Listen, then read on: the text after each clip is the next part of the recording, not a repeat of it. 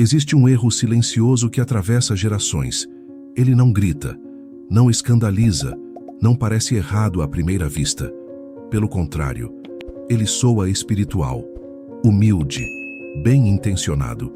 E exatamente por isso, quase ninguém percebe. Esse erro não está na Bíblia, está na forma como muita gente a interpreta.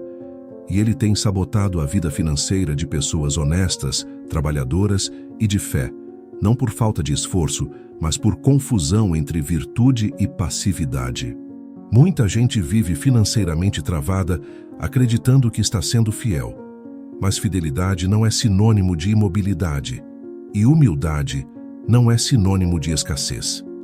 Napoleon Hill observou algo muito claro ao estudar pessoas bem-sucedidas e pessoas estagnadas. As mais travadas não eram as piores moralmente.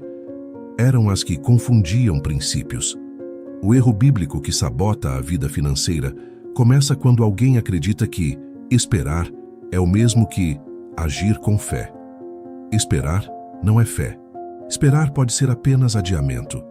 A Bíblia é clara ao dizer que fé sem obras é morta, mas na prática, muita gente transformou fé em espera passiva. Ora, acredita, confia, mas não decide, não planeja, não estrutura, e o tempo passa. Napoleon Hill dizia que pensamento positivo sem ação organizada é apenas desejo. A Bíblia diz a mesma coisa em outra linguagem. Outro aspecto desse erro é confundir contentamento com acomodação. Contentamento é paz interior. Acomodação é desistência de crescer. A Bíblia ensina contentamento para evitar ganância e ansiedade. Ela nunca ensinou estagnação. Mas muita gente usa o contentamento como desculpa para não aprender, não planejar e não se posicionar. Resultado? Trabalha muito, vive no limite e chama isso de vontade de Deus. Isso não é espiritualidade madura, é interpretação incompleta. Napoleon Hill observou que pessoas que rejeitam crescimento por crença moral acabam sendo dominadas por circunstâncias, não por princípios. Outro erro silencioso é a leitura equivocada sobre dinheiro ser a raiz de todo mal. A Bíblia não diz isso. Ela diz que o amor ao dinheiro é a raiz de todos os males. Mas muita gente corta a frase no meio e cria medo do próprio dinheiro. Esse medo gera ignorância financeira. E ignorância nunca foi virtude espiritual. Quem teme o dinheiro evita estudá-lo. Quem evita estudá-lo acaba sendo controlado por ele. Napoleon Hill afirmava que aquilo que você não compreende, você teme. E aquilo que você teme, você evita. Outro ponto crítico, o erro de confundir humildade com submissão financeira. A Bíblia ensina mansidão, não submissão cega. Ensina justiça, não exploração. Muitas pessoas de fé evitam. Negociar melhor, cobrar valor justo, mudar de rota, dizer não, por medo de parecerem ambiciosas ou orgulhosas. Mas humildade não é aceitar qualquer condição. É ter clareza de valor sem arrogância. Napoleon Hill observou que pessoas que não se posicionam financeiramente acabam sempre trabalhando para realizar os projetos de outros. Outro erro bíblico mal interpretado é a ideia de que Deus proverá elimina a necessidade de planejamento. Deus prover não significa Deus organizar por você. A Bíblia está cheia de exemplos de planejamento, estratégia e preparo, inclusive financeiro. José, no Egito, não apenas teve fé. Ele planejou, armazenou, administrou.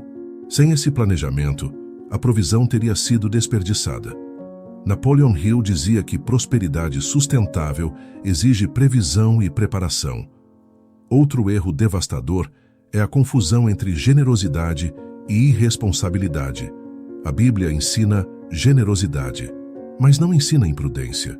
Muitas pessoas ajudam além do que podem, se endividam, se desorganizam e chamam isso de fé. Mas quando você quebra financeiramente, você perde capacidade de ajudar no futuro. Generosidade verdadeira nasce da abundância organizada, não do sacrifício inconsequente. Napoleon Hill afirmava que ninguém consegue contribuir consistentemente se não construiu primeiro estabilidade. Outro ponto pouco percebido: o erro de achar que sofrer santifica. A Bíblia nunca glorificou o sofrimento financeiro como virtude. Ela reconhece o sofrimento, mas aponta para a sabedoria como saída. Sofrer não purifica finanças. Entender e ajustar, sim. Trabalhar muito sem aprender gera exaustão, não crescimento. Napoleon Hill dizia que esforço sem inteligência aplicada é uma das maiores causas de frustração humana. Outro erro bíblico mal compreendido é a ideia de que os últimos serão os primeiros. Significa rejeitar progresso. Essa passagem fala de valores, não de mediocridade. Ela confronta soberba, não planejamento. Condena orgulho, não prosperidade. Mas muita gente usa esse versículo para justificar falta de ambição responsável. Ambição saudável não é idolatria, é direcionamento. Napoleon Hill falava de ambição organizada. A Bíblia fala de diligência com propósito. Outro erro silencioso é confundir dependência de Deus com terceirização de responsabilidade. Depender de Deus não significa abrir mão de decisões difíceis. Significa agir com responsabilidade, confiando no princípio. Fé verdadeira sustenta a ação disciplinada, não substitui a ação. A Bíblia diz que o trabalhador diligente prospera. Napoleon Hill dizia que o sucesso vem da aplicação correta de energia na direção certa. Outro ponto crítico: o erro de ignorar o tempo.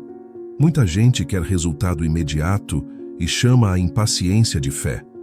Mas a Bíblia fala de semear e colher, e toda colheita respeita o tempo.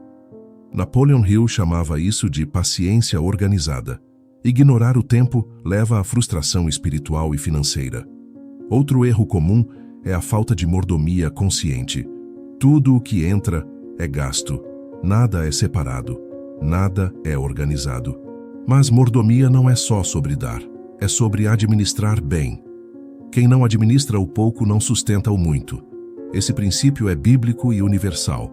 Se você juntar tudo isso, o erro bíblico que sabota a vida financeira fica claro.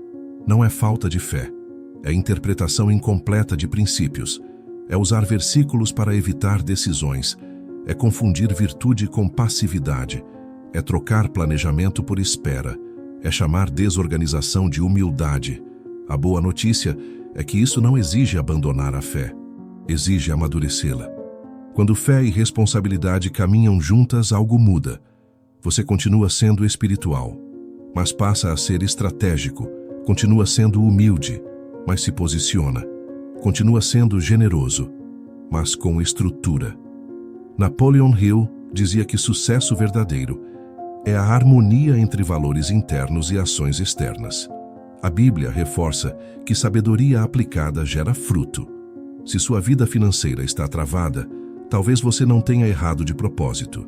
Talvez apenas tenha aprendido um modelo incompleto. E modelos incompletos geram resultados incompletos. A libertação começa quando você entende que fé não substitui planejamento.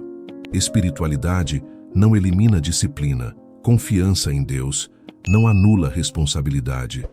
Quando isso se alinha, o dinheiro deixa de ser inimigo e passa a ser ferramenta.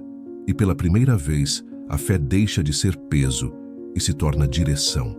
Esse é o ajuste que quase ninguém percebe, mas que muda tudo.